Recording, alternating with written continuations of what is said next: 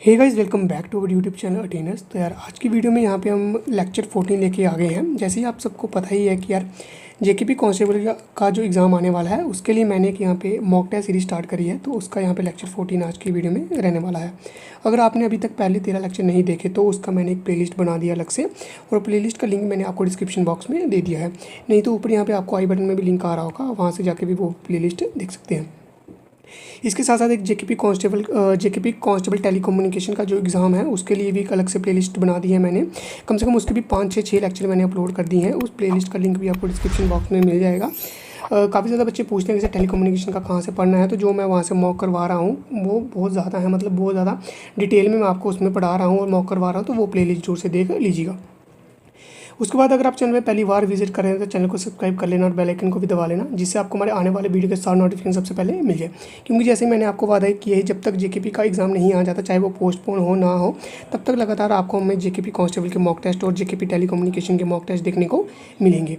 तो इसी के साथ कोई भी जो PDF रहता है, मतलब कि मॉक टेस्ट का PDF रहता है या कोई भी जो स्टडी मटीरियल रहता है जेकेपी कांस्टेबल के रिलेटेड, वो सारा आपको हमारे टेलीग्राम चैनल पर देखने को मिल जाता है। टेलीग्राम चैनल का लिंक जो है आपको डिस्क्रिप्शन बॉक्स में मिल जाएगा। उसके साथ साथ एक और टेलीग्राम ग्रुप रहेगा, डिस्कशन ग्रुप, उसकी मैंने चैट ओपन रखी हुई है। अगर आपको कोई भी प्रीवियस ईयर क्वेश्चन पेपर चाहिए, कुछ भी चाहिए, आप वहाँ पे बोल सकते हैं, तो मैं वहाँ पे आपको प्रोवाइड कर देता हूँ। उसके साथ आप व्हाट्सएप ग्रुप भी जरूर से ज्वाइन कर लेना, उसका भी लिंक आपको डिस्क्रिप्शन बॉक्स में मिल जाएगा। तो चलिए यार, बिना टाइम बर्बादी करते हैं आज की वीडियो शुरू। यहाँ पे क्वेश्चन नंबर फर्स्ट है, in which treaty the English got Diwani of Bengal. Britishers को दीवानी ऑफ बंगाल परमानेंट कब मिल गई थी? तो कब मिल गई थी ये बताओ, कौन से ट्रीटी के बाद मिली थी? ठीक है, सभी को पहले आंसर करना है, उसके बाद जो है वो कमेंट्स की तरह मेरी वीडियो को प्ले करना है। पहले पॉज करो वीडियो को, फिर आंसर लगाओ, उसके बाद देखो कि आपके कितने से हुए हैं। ट्रीटी ऑफ अमृतसर में हुई थी, लाहौर में, इलाहाबाद में, सालाबाई में। कौन सी ट्रीटी में इनको दीवानी मिली थी ब्रिटिशर्स को? तो ये मिली थी ट्रीटी ऑफ इलाहाबाद में 1765 में। ठीक है, ये ट्रीटी कब हुई थी? 1765 में हुई थी। और इस ट्रीटी में ये कब हुई थी? बैटल ऑफ बक्सर के बाद हुई थी। किसके बाद? बैटल ऑफ बक्सर के बाद। ठीक है, और बैटल ऑफ बक्सर किसके बीच में हुई थी? बैटल ऑफ बक्सर 1764 में हुई थी। सबसे पहले तो ये याद रखना। उसके बाद ये किसके बीच में हुई थी? Hector Munro. किसके बीच में? हेक्टर मनरो वर्सेस किसके? कौन से तीन जो किंग थे? शाह आलम सेकंड। उसके बाद स्वाजुद्दीन औला। कौन से? स्वाजुद्दीन थे जो, उनकी बैटल ऑफ प्लासी हुई थी। ठीक है, तो याद रखना, स्वाजुद्दौला थे। और तीसरे थे मीर कासिम। ये तीन जो नवाब थे, इनकी जो फाइट थी तीनों की मिलकर किसके साथ हुई थी? हेक्टर मनरो के साथ, और जिसमें हेक्टर मनरो जीत गए थे 1764 में। उसके बाद फिर ये ट्रीटी ऑफ इलाहाबाद साइन हुई थी, जिसमें ब्रिटिशर्स को दीवानगी यहाँ पर मिल गई थी। ट्रीटी ऑफ अमृतसर की बात करें तो ट्रीटी ऑफ अमृतसर 1809 में हुई थी। किसके बीच में हुई थी? महाराजा रणजीत सिंह के बीच में, और ये इंपॉर्टेंट है, महाराजा रणजीत सिंह और किसके बीच में? लॉर्ड मिंटो वन के बीच में। किसके बीच में? लॉर्ड मिंटो वन, याद रखना, वन की बात कर रहा हूँ मैं, टू की बात नहीं कर रहा हूँ। लॉर्ड मिंटो वन के बीच में कौन सी हुई थी? ये ट्रीटी ऑफ, इनको सतलुज भी बोला जाता है। सतलुज रिवर के ऊपर ये ट्रीटी हुई थी। कि ये हुआ था कि जो सतलुज का ये वाला पार्ट होगा, यानी कि जो नॉर्दर्न पार्ट होगा, वहाँ पर जो महाराजा रणजीत सिंह रहेंगे और वो इस सतलुज को क्रॉस नहीं करेंगे, और ब्रिटिशर्स जो है वो सतलुज के नॉर्थ में कभी नहीं जाएंगे। तो ठीक है, ये थी 1809 में। उसके बाद आगे ट्रीटी ऑफ लाहौर की बात करें तो ट्रीटी ऑफ लाहौर हुई थी 1846 में। ठीक है, 1846 में कौन थे इस टाइम पे जो महाराजा थे? वो थे दुलीप सिंह। ठीक है, दुलीप सिंह की हुई थी ब्रिटिशर्स के साथ। और इसमें दुलीप सिंह ने क्या करा था कि कश्मीर को जब ये पेनल्टी नहीं दे पाए थे जो वॉर की, तो फिर इन्होंने जो है कश्मीर वो ब्रिटिशर्स को दे दिया था। तो ये थी ट्रीटी ऑफ लाहौर। उसके बाद बात करें treaty of Salbai. Treaty of Salbai 1782 में किसके बीच में हुई थी? First Anglo Maratha war. किसके बीच में? After first Anglo Maratha war के बाद में ये ट्रीटी ऑफ सालबाई हुई थी। ठीक है, तो ये सारी की सारी एक्स्ट्रा इन्फॉर्मेशन आपको याद रखनी है। देखिए, क्वेश्चन के साथ मैंने आपके कितने क्वेश्चन और यहाँ पर कवर कर दिए। आगे बढ़े तो विच British governor general adopted the policy of subsidiary alliance. Subsidiary alliance की पॉलिसी किस ब्रिटिश जो गवर्नर जनरल था उसने अडॉप्ट करी थी? तो ये करी थी, ऑप्शन नंबर ए डलहौजी ने, विल्सली में, लॉर्ड मिंटो वन ने, या सर चार्ल्स ने। तो बताइए किसने करी थी ये? पहले आंसर लगाइए, फिर वीडियो को देखिएगा। तो ये करी थी लॉर्ड वेल्सली ने। ठीक है, किसने करी थी? लॉर्ड वेल्सली ने। कौन सी पॉलिसी अडॉप्ट करी थी? Subsidiary alliance. किसकी? कौन सी? Subsidiary line, very very important. उसके बाद लॉर्ड डलहौजी की बात करें तो इन्होंने कौन सी लाई थी? Doctrine of labs. कौन सी लाई थी? Doctrine of labs. और डलहौजी ने क्या करा था? जो पोस्टल सिस्टम है वो भी डलहौजी ने शुरू करा था। किसने करा था? पोस्टल सिस्टम डलहौजी ने शुरू करा था, ये भी याद रखना है। ठीक है, और लॉर्ड डलहौजी ने ही जो है फर्स्ट रेलवे लाइन जो हमारी इंडिया की चली थी 1853 में, वो भी लॉर्ड डलहौजी ने ही स्टार्ट करी थी। ठीक है, वेरी वेरी इंपॉर्टेंट, याद रखना है सारा की सारी इन्फॉर्मेशन। ठीक है, लॉर्ड मिंटो वन के बारे में बता दिया कि इनकी जो ट्रीटी साइन हुई थी 1809 में, ट्रीटी ऑफ अमृतसर। ठीक है, उसके बाद सर चार्ल्स मेडक्लेफ की बात करें तो इनको क्या बोला जाता है? इनको प्रेस लिबरेटर बोला जाता है। क्या? प्रेस लिबरेटर, यानी कि इन्होंने जो प्रेस होती है, यानी कि जो न्यूज़पेपर वगैरह होते हैं, तो उनको पूरी फ्रीडम दे दी कि आप कुछ भी यहाँ पर प्रिंट वगैरह कर सकते हो, कोई भी न्यूज़ वगैरह छाप सकते हो। तो ये थे सर चार्ल्स मैडक्लेफ, प्रेस लिबरेटर इनको बोला जाता है। ठीक है, आगे बढ़ते हैं। अगला क्वेश्चन साइंस से है, तो ये क्वेश्चन क्या है, the property of liquids owing to which they tend to acquire minimum surface area. तो बताइए ये कौन सी प्रॉपर्टी होती है लिक्विड की जिससे वो कम से कम सरफेस एरिया कवर करने की कोशिश करता है। तो बताइए, सभी को आई थिंक पता होगा ये।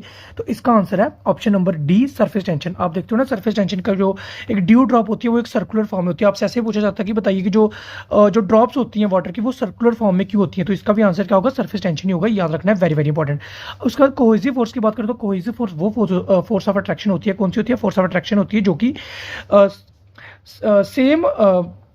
सेम मॉलिक्यूल्स के बीच में लगती है, सेम सब्सटेंस के मॉलिक्यूल्स के बीच में। किसके बीच में, सेम सब्सटेंस के मॉलिक्यूल्स के बीच में। और अगर हम एडहेसिव फोर्स की बात करें तो ये होती है फोर्स ऑफ, ये भी अट्रैक्शन होती है लेकिन ये मॉलिक्यूल्स के बीच में लगती है, लेकिन डिफरेंट सब्सटेंस के। मान लो कोई दो सब्सटेंस है, उनके दो अलग अलग मॉलिक्यूल हैं, तो उनके बीच में ये फोर्स लगती है, एडहेसिव फोर्स। ठीक है, आर्किमिडीज प्रिंसिपल्स की बात करें तो ये इन्होंने लॉ ऑफ फ्लोटेशन दिया था, जिससे हमें वो सब हम देखते हैं कि कौन सी बॉडी फ्लोट करेगी और कितना उसका वेट होना चाहिए, ये सारा आर्किमिडीज प्रिंसिपल में आता है। ठीक है, तो ये सारी एक्स्ट्रा इन्फॉर्मेशन आपको याद रखनी है। आई होप आपको ये वीडियो अच्छी लग रही होगी। अगर अच्छी लग रही है तो अगर आपने अब तक लाइक नहीं करी है तो लाइक कर दीजिए। मैंने एम इस वीडियो पे 150 रखा हुआ है, देखना हूँ आप कर आप आते हैं या नहीं।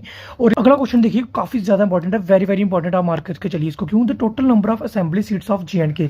अभी J&K की जो total number of assembly seats हैं वो कितनी है, बताओ फटाफट। सबसे पहले आंसर खुद करो, उसके बाद वीडियो को देखो। तो ये ऑप्शन नंबर ए 114।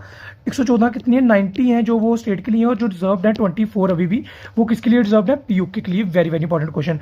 इसके पहले क्या थी, यानी कि डिलिमिटेशन एक्ट जो अभी आया है उसके पहले कितनी थी, उसके पहले थी 111। ठीक है, ये भी आपको याद रखना है। अगर आपसे बात कर ली जाए कि लोकसभा की सीट्स कितनी है J&K की, तो ये है 5, और राज्यसभा की बात करें तो 4। और अगर लद्दाख की बात करें तो लद्दाख की टोटल सीट्स हैं लोकसभा में सीट्स हैं 4, और इनकी जो एक सीट है इनकी लोकसभा में, और राज्यसभा में इनकी कोई भी सीट नहीं है, कोई भी 0 सीट है राज्यसभा में लद्दाख की। तो ये भी सारा आपको याद रखना है, वेरी वेरी इंपॉर्टेंट क्वेश्चन। अगला क्वेश्चन साइंस से, फिर से आप बोल रहे थे साइंस के क्वेश्चन ज्यादा लाओ, तो देखिए मैंने लाए हैं इस बार। Stainless steel is a combination of, stainless steel किसका कॉम्बिनेशन होता है, जल्दी से आंसर बताओ मेरे को फटाफट। ठीक है, तो ये जो ऑप्शन आपको दिए हैं ना मैंने, ये सारे के सारे जो है वो स्टील बनाते हैं। ठीक है, सबसे पहले तो ये है, लेकिन आपको सबसे पहले प्रेफरेंस किसको देनी है, आपको देनी है ऑप्शन नंबर ए को, आयरन एंड क्रोमियम को। ठीक है, आयरन एंड क्रोमियम जो है वो स्टेनलेस स्टील बनाते हैं। ये सारे भी स्टील बनाते हैं लेकिन अलॉय स्टील बोलते हैं इसको। ठीक है, अगर ऑप्शन में आपको इनमें से कोई भी आए तो आपने टिक कर देना है, लेकिन अगर ये तीनों आ जाए तो सबसे पहले आपने प्रेफरेंस किसको देनी है, आयरन एंड क्रोमियम को। Very very important question. ठीक है, आगे बढ़ते हैं। अगला क्वेश्चन है, the shrine of Baba Chamliyal is located in dash district. तो कौन सी डिस्ट्रिक्ट में है बाबा जो चामलियाल की श्राइन है, और ये कहाँ पर पड़ती है, सभी को पता है, ये बॉर्डर में, जो जम्मू से उनको पता होगा, ये बॉर्डर में पड़ती है, POK बॉर्डर, इंडिया पाकिस्तान के बॉर्डर में, और दोनों साइड पे यहाँ पर मेला लगता है। याद रखना है, दोनों साइड पे काफी ज्यादा जो लोग हैं वो यहाँ पर इस मेले में आते हैं और एक दूसरे को मतलब इस लाइन से देख सकते हैं, इतनी करीब होती है। ठीक है, तो ये कौन सी डिस्ट्रिक्ट में पड़ती है, ये पड़ती है सांबा डिस्ट्रिक्ट में। Very very important question, mark करके चलिए आप। ठीक है, उसके बाद अगर कठुआ की बात करें तो कठुआ में सुकराला माता का हमें टेम्पल देखने को मिलता है, मोस्ट फेमस। और जम्मू में तो सभी को पता है रघुनाथ टेम्पल है, और बाकी भी जितने पार्क वगैरह हैं, बाकी बहु पार्क और बहु फोर्ट, ये सभी को पता है जम्मू के बारे में, काफी बार मैंने बता रखा है। और सांबा में ही हमें जो है वो परमंडल मेला देखने को मिलता है, यानी कि परमंडल विलेज में जो परमंडल मेला लगता है वो भी सांबा के अंदर आता है। और एक और यहाँ पर एक विलेज है उत्तरवैनी, वो जो परमंडल के साथ ही बिल्कुल पड़ता है, तो ये भी कई बार पूछ लिया जाता है उत्तरवैनी कहाँ पर है, ये भी सांबा में ही हमें सब कुछ देखने को मिलता है। रियासी की बात करें तो रियासी में हमें क्या देखने को मिलता है, शिवखोड़ी देखने को मिलता है, शिवखोड़ी का जो शिव का टेम्पल है। ठीक है, उसके बाद सभी को पता मोस्ट फेमस माता वैष्णो देवी का टेम्पल है। और अगर हम बात करें तो बाबा जीतो के जो श्राइन है वो भी देखने को मिलती है, और इनके पास ही में 9 देवियों का टेम्पल है। ठीक है, 9 देवियों का जो पिंडी यहाँ पर जिसको बोलते हैं वो भी हमें यहाँ पर ही देखने को मिलता है, रियासी डिस्ट्रिक्ट में। वेरी वेरी इंपॉर्टेंट, मार्क करके चलिए। और काफ़ी लोग बोल रहे थे सर आप मशीन की तरह बोलते हो, तो इस बार मैं थोड़ा ट्राई कर रहा हूँ कि थोड़ा स्लो बोलो। अभी भी मैं तेज हो चुका हूँ, मेरे को ऐसा लग रहा है, तो मेरे को यहाँ पर याद आ गया कि थोड़ा स्लो बोलता हूँ। तो चलिए अगले क्वेश्चन में थोड़ा स्लो बोलता हूँ। तो अगला क्वेश्चन देखिए, which Indian territory is known as Khapa Chan. ठीक है, खप्पा चन किसको बोला जाता है, द लैंड ऑफ स्नो को बोला जाता है लोकल लैंग्वेज में, खप्पा चन। तो ये किसको बोला जाता है, कौन सी टेरिटरी को, इंडियन की टेरिटरी को बोला जाता है, तो ये बोला जाता है लद्दाख को। Very very important question. ठीक है, लद्दाख को मार करके चलिए अब, क्या बोला जाता है, खप्पा चन बोला जाता है। वेरी वेरी इंपॉर्टेंट, आगे बढ़ते हैं। अगला क्वेश्चन है, the book Valley of Kashmir is written by, the book Valley of Kashmir किसने लिखी थी बताओ? फ्रेडरिक ड्रू ने लिखी थी, अलेक्जेंडर कनिंघम ने लिखी थी, वॉल्टर रूपर लॉरेंस ने लिखी थी, या विलियम मूर क्राफ्ट ने लिखी थी?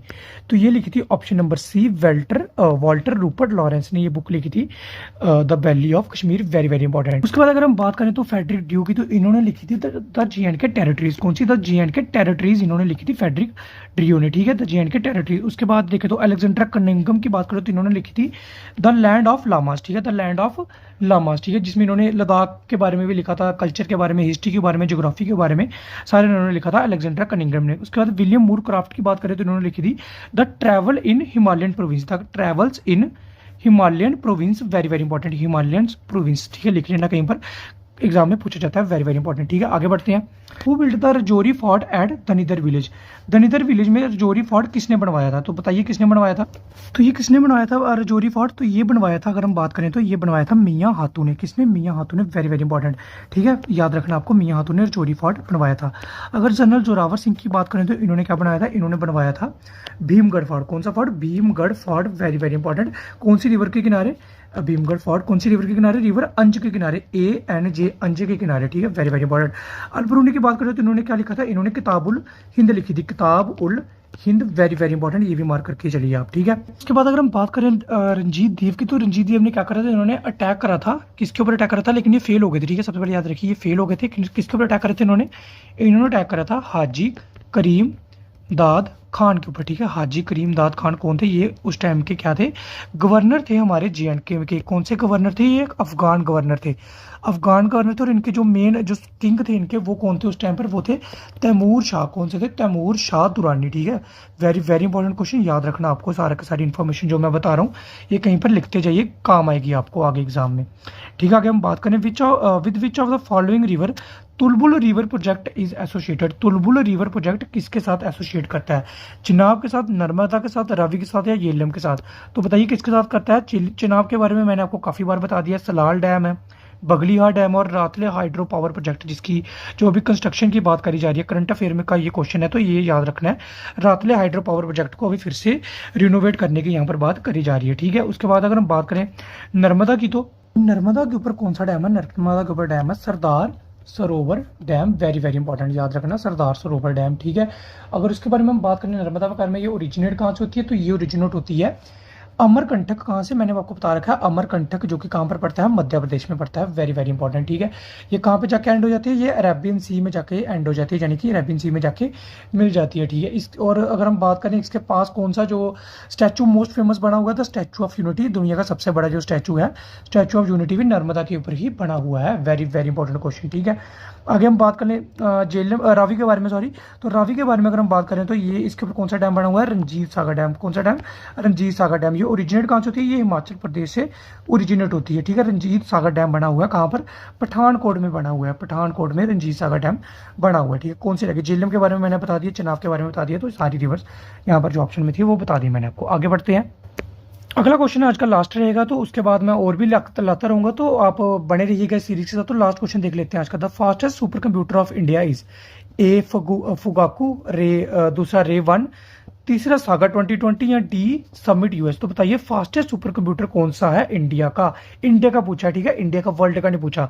तो इससे रिलेटेड आपका जो अभी पिछला वुमेन बटालियन का एग्जाम हुआ तो इसमें पूछा गया था कि बताइए फर्स्ट कंप्यूटर कौन था इंडिया का, सुपर कंप्यूटर कौन सा था। तो अब आपको बताना है कि सुपर कंप्यूटर कौन सा है इंडिया का फास्टेस्ट।